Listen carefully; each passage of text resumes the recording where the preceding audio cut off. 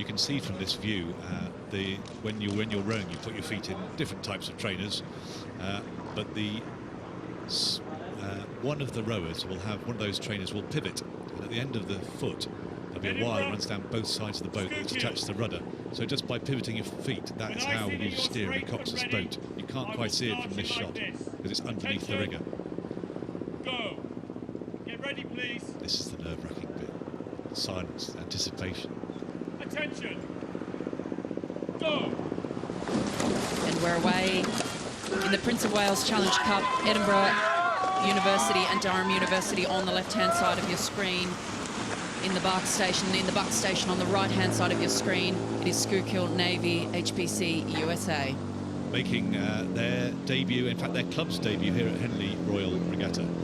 They're in for a race here. They're up against a crew in Edinburgh and Durham University who could potentially be the Great Britain under-23 lightweight quad. They're a very, very good crew. Technically,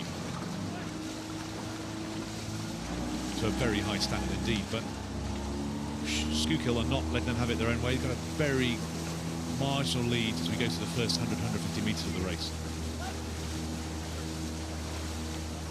These crews are still locked together. We can see the bowman of the USA crew from Schuylkill Navy HPC. That's Leonard Futterman. Just looking over his right-hand shoulder, he can see that the crew from Edinburgh University and Durham, they're sitting just a seat or two up. In these crews that don't have a coxswain, not only is it the responsibility of the rowers to steer, but also to do the calling and to call the tactics. So they will have spoken about a race plan prior to this race. They'll know what they need to do and when they start to stride out from that start into their race rhythm. And that was a really nice transition just there from that Schuylkill crew. Almost in a matter of strokes there, they lengthened out. We heard a little noise come from the crew, which I assume is someone saying, okay, it's time to lengthen out, breathe up. And this is where they start to transition. And as we said before, that burn of lactic acid that really hits you about 300-400 metres in, it's about lengthening out through that and just starting to move the boat into something that's really sustainable and unbreakable all the way down the course. Different crews have different ways, so they'll have their individual race plans. Plus, within the boat, people do different things. There might be one person steering, one person calling. It totally depends, and actually, often the stroke will react to different things too, and then the rest of the crew will follow. But this will be a really interesting race because we're going to watch two different styles of sculling. So the Schuylkill crew are a big crew. Their average weight is over 14 stone. So they'll want to have really powerful strokes and really make use of their extra height and weight, whereas the Edinburgh and Durham University crew are lightweight, so their average weight is only just over 11 stone. So there's a 3 stone a man difference between the two crews. So the way the lightweights will compete is they'll have more accurate technique, and they'll be taking a few more strokes a minute more than Schuylkill. Yeah, it's a very typical lightweight style of racing to have the beat up a little bit more aggressive, whereas the heavier athletes, you can see they're really working that acceleration into the back end, that sit back. They've got more weight behind the handle to really sit back into the bow with and accelerate that boat. It's probably going to help them as well in these head breezy conditions to be able to sit back into that head breeze and power the boat along. And we can see that now on the left-hand side of our screen. Schuylkill, they're taking 35 strokes a minute, whereas Edinburgh and Durham University taking 37. So just as you said,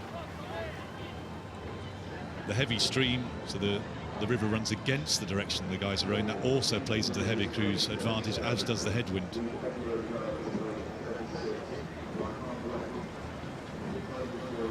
And this Schuylkill crew just starts to look, I think, more and more confident and more composed as they head down the track. They were very aggressive out at the start, but it looks like they're starting to settle now, get a little bit more confidence the further they progress. Yeah, they're just slowly edging away, aren't they? Just got over a length's lead now over Edinburgh and Durham University.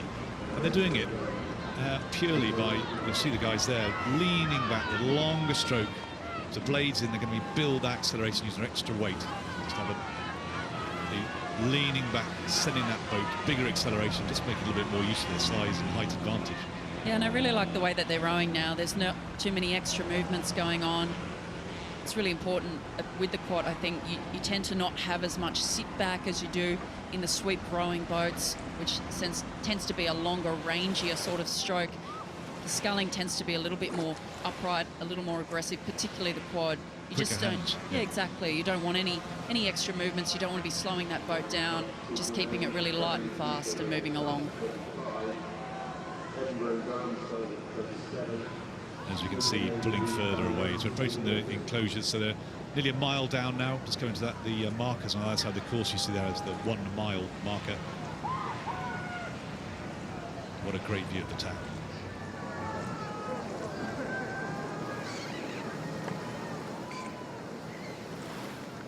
Yeah, and it was a really good move, I think, from the Schuylkill Club with their transition. I was really impressed with that. In a matter of strokes, that they were able to bring that top speed out of the start into something that was really useful all the way down the track. You know, something that didn't sort of wasn't too expensive.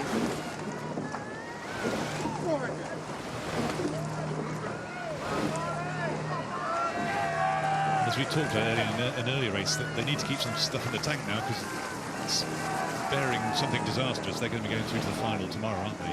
And they've got that in mind. Yeah, look, at this point, I would think that you would want to just lengthen out and just really enjoy the rest of the row, knowing that you're going through to the final, sparing any disasters in the next 100 metres or so. But Keep it long, keep it strong, keep it simple. Nothing silly. Just maintain and enjoy it. And that's really, especially coming past the grandstands, you can hear the applause.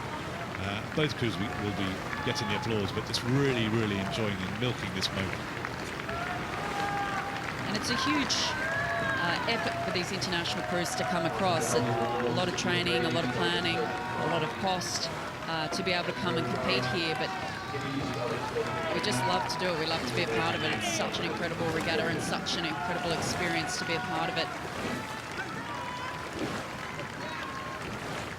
So it makes it all worth it when you go through to the final day.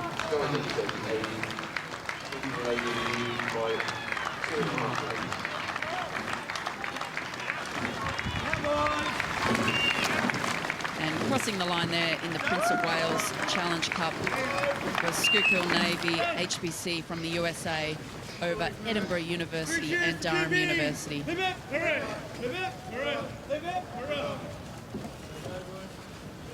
I think a little bit of breath left at the end, but not much. And out of the blocks here, it was a very aggressive start from the crew on the left-hand side. That's Edinburgh University and Durham University. But then this is where the transition happened, and Schuylkill made a move that was really deadly and proved too difficult to pull back later in the race. Yeah, no panic, was it? They knew what they were up against. They'd kept their game plan. They kept a long, strong stroke and just slowly rode to Edinburgh and Durham University down.